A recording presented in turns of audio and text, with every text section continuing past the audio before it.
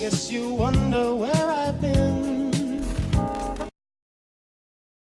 Damn, I haven't been here in quite a while.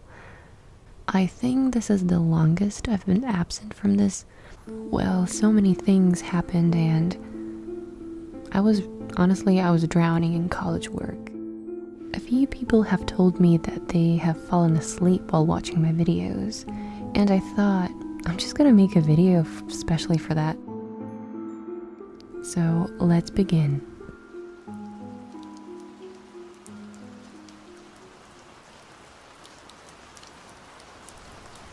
There was no pearly gate. The only reason I knew I was in a cave was because I passed the entrance. The rock wall rose behind me with no ceiling inside. I knew this was it. This was what religion talked about, what man feared. I had just entered the gate to hell. I felt the presence of the cave as if it was a living, breathing creature. The stench of rotten flesh overwhelmed me. Then there was this voice. It came from inside and all around. Welcome. Who are you? I asked, trying to keep my composure. You know. The thing answered. I did know. You are the devil, I stuttered, quickly losing my composure. Why me? I've lived as good as I could. The silence took over the space as my words died out. It seemed like an hour went by before the response came. What did you expect? The voice was penetrating, but patient. I don't know. I never believed in any of this, I uttered. Is that why am I here? Silence. I continued. They say the greatest trick you ever pulled was convincing the world you don't exist. No. The greatest trick I ever pulled was convincing the world that there is an alternative. There is no God? I shivered. The cave trembled with the words. I am God.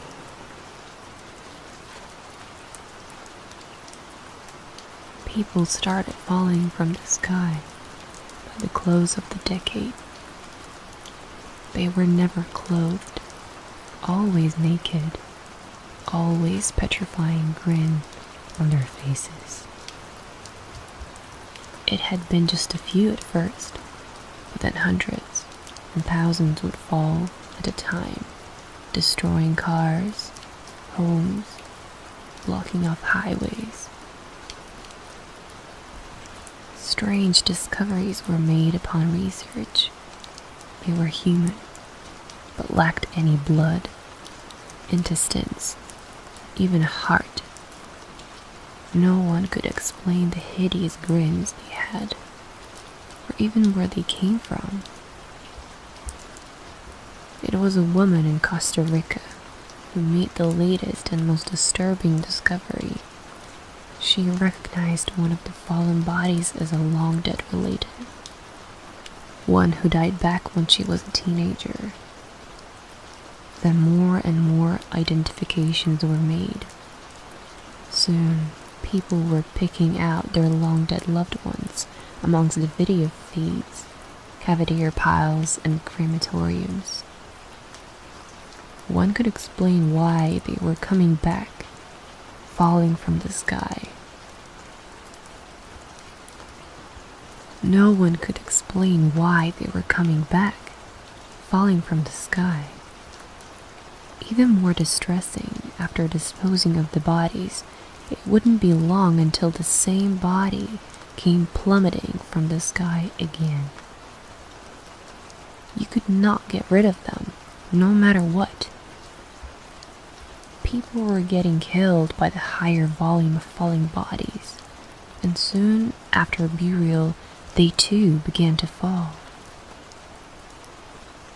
My mother was killed when a body landed on her car, crushing her.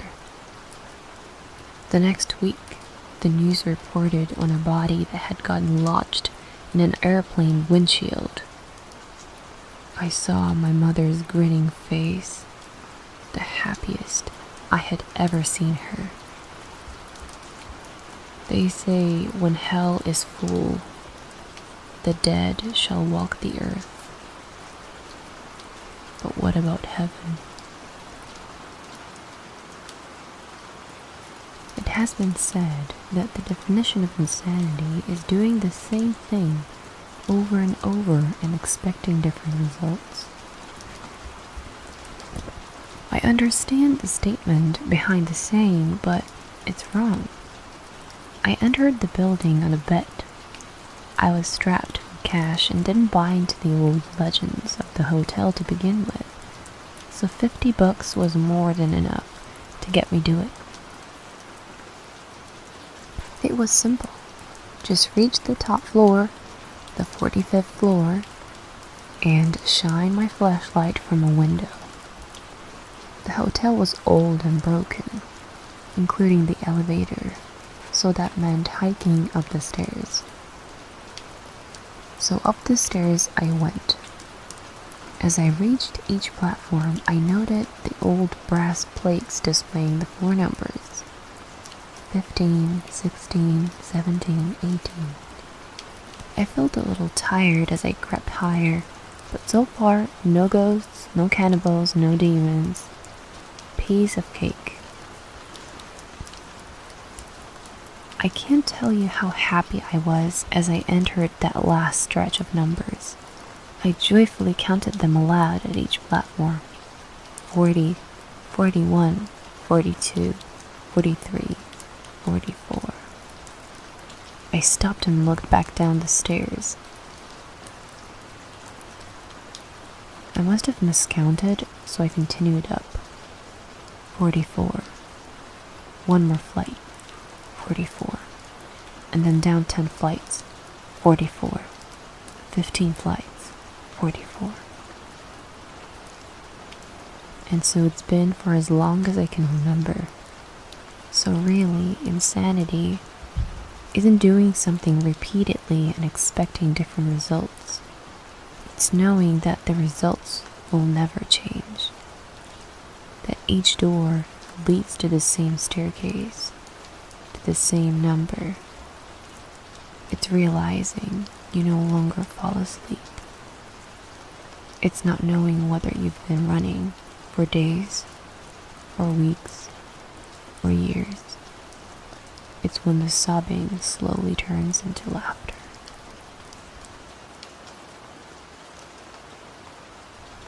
Look, I'll be the first to admit I'm a complete bastard. I'm also lazy. I'm only here to find the idiot because there's almost always an idiot.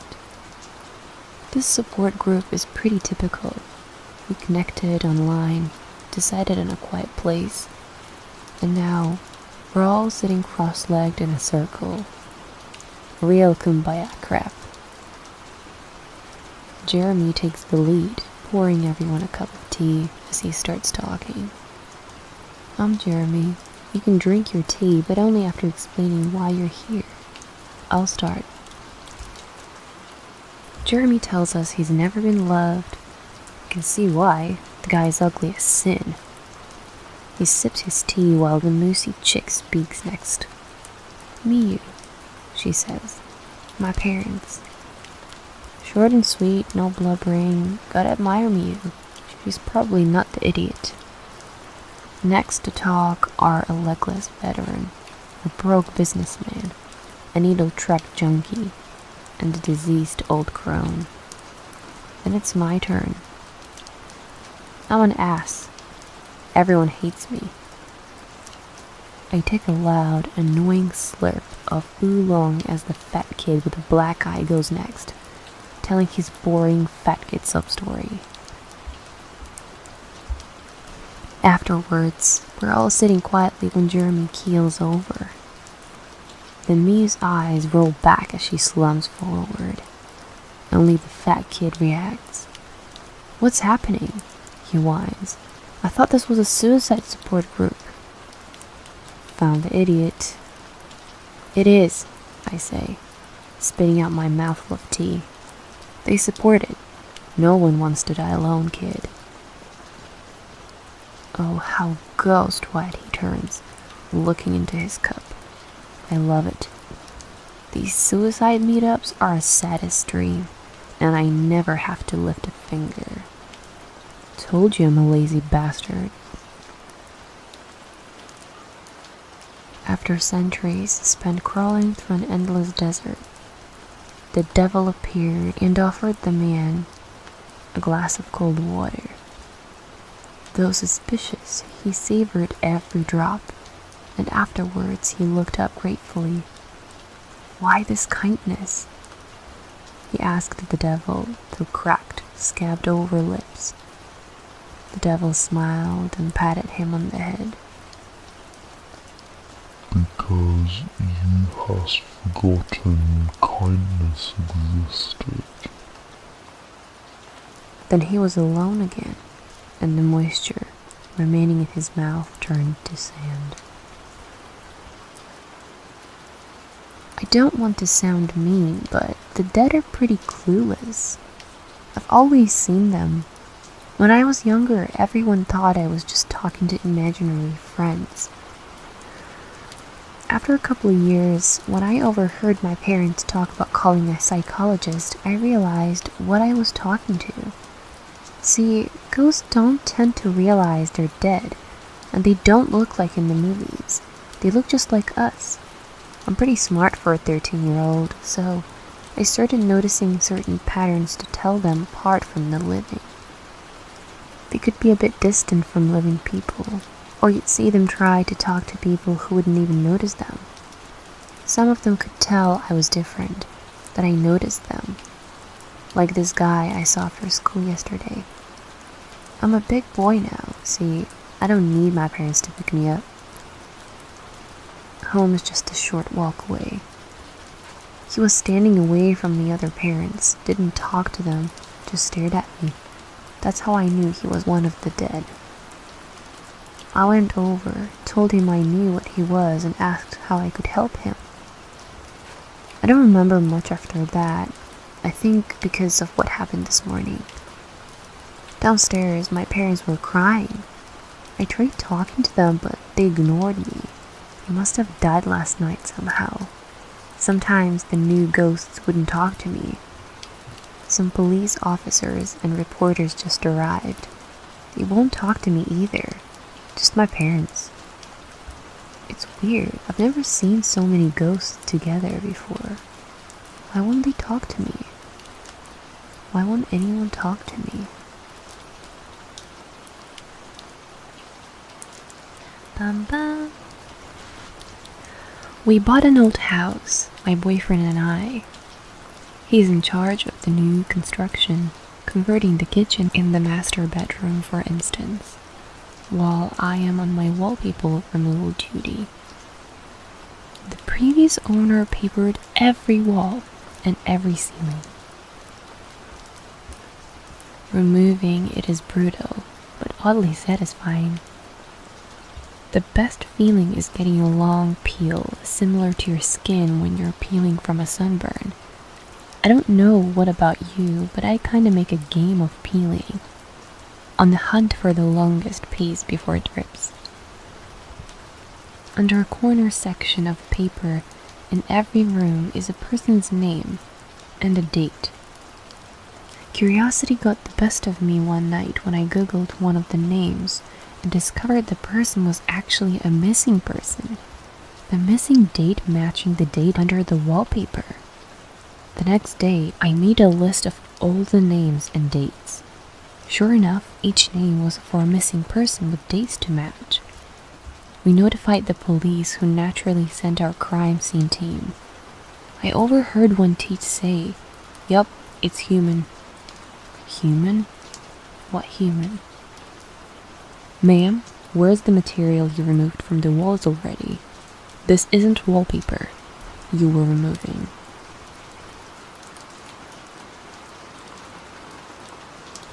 I watched as my soon-to-be father-in-law held his daughter's hand as he walked down the aisle. Tears streamed down his face as the wedding march that played in the background reminded him that in a few minutes he would be watching me hold his daughter's hand and slipping on her ring. He walked up to the altar and I took hold of her hand, grinning from ear to ear. It was the happiest day of my life. My bride's father got down on his knees and started begging. "Please, I did what you asked. Just please give my daughter back." I glared at him. "Shut up and stop ruining the moment. If you sit back down and enjoy the ceremony, maybe I'll let you know where I've hidden the rest of her body."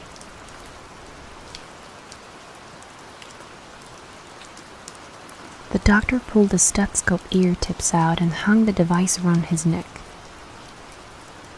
"Mr. Witherby, all of your tests have come back negative and my examination shows nothing abnormal."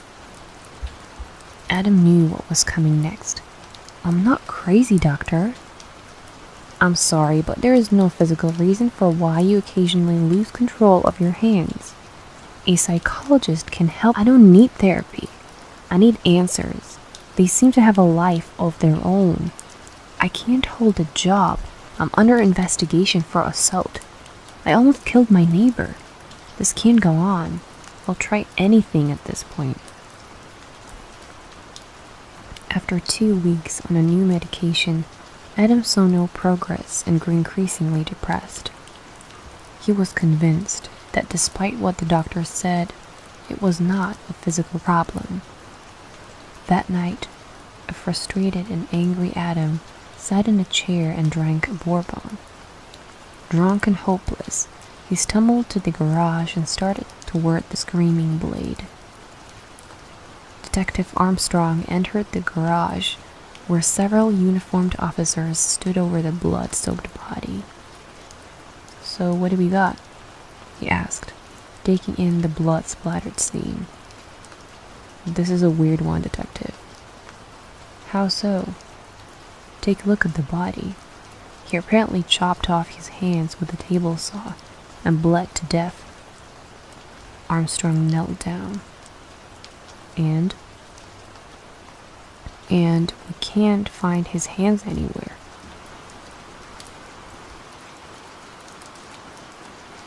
I don't know why I looked up, but when I did, I saw him there. He stood against my window. His forehead rested against the glass, and his eyes were still and light, and he smiled a lipstick red, cartoonish grin. And he just stood there in the window. My wife was upstairs sleeping. My son was in his crib and I couldn't move. I froze and watched him looking past me through the glass. "Oh, please no." His smile never moved, but he put a hand up and slid it down the glass, watching me. With matted hair and yellow skin, and faced through the window, I couldn't do anything. I just stayed there, frozen, feet still in the bushes I was pruning, looking into my home. He stood against my window.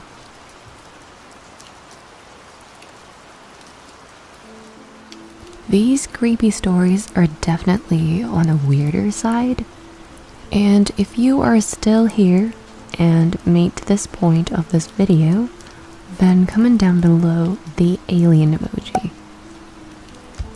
I I'm so excited to get back and making videos. I have so many new ideas, so many crime scenes to look into.